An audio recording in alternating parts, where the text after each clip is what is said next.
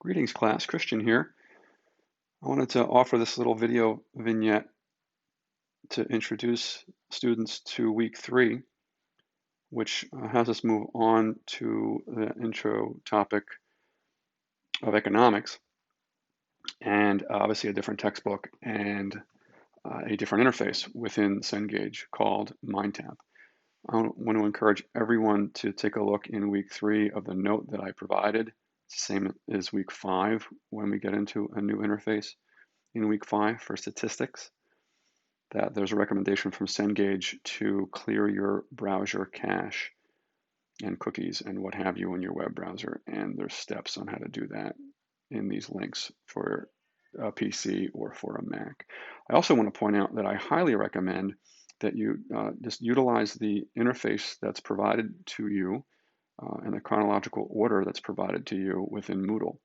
Each item in the readings, as well as the assignment section, give you a recommended order to move through the content and links. That will send you right to where you need to go. So I just clicked on chapter 1. It's going to bring me right into the text in Cengage to chapter 1.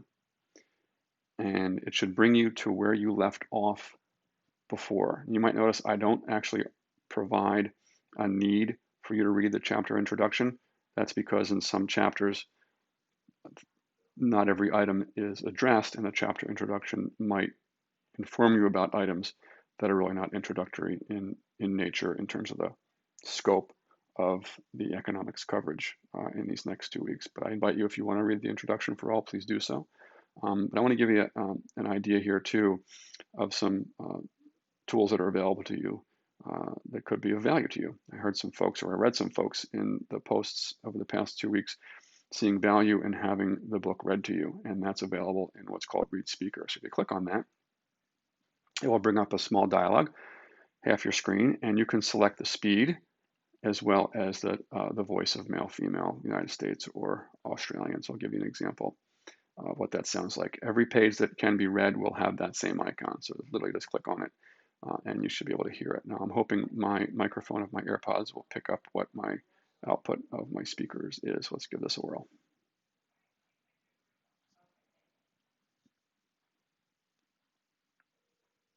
So you might not be hearing that because I'm hearing that inside my AirPods. So I'll click on pause for a second. I'm going to go back and see if this will be recorded. I don't think that was recorded. You could hear it. So hopefully you hear that. It gives you a sense of what the slow read is. You'll also notice it gives you a highlight of the sections and what have you. Now the cool thing is you could, if you want to multitask, I'm not somebody who likes to do that, but you can look up glossary items or do other things within the interface and still listen to what's being read. Going back here, let's see a difference between what very fast would be. And let's go with that. Chapter Introduction. In what way are people who pound on vending machines relying on theory? Why are comic strip and TV characters like those in Foxtrot, The Simpsons, and Family Guy missing a finger? So that gives you a sense on the reading aloud. Okay, another item I want to point out that could be of value, especially for folks who don't want to be looking at a computer screen all the time, is there's the option to print. And you can print to whatever printer is configured on your computer. Downside is it's item by item. So you print what's on screen, and then you go to the next item, and then you print. Now it's obviously Cengage not making it simple. So there's a little bit of work that is needed, but this could be of good value to folks who want to stop looking at a screen and get a chapter printed out page by page, and then highlight and take the notes and what have you. So hopefully that's. So I'll end here and provide other little video vignettes in terms of the other aspects of MindTap above and beyond reading the content. So be well.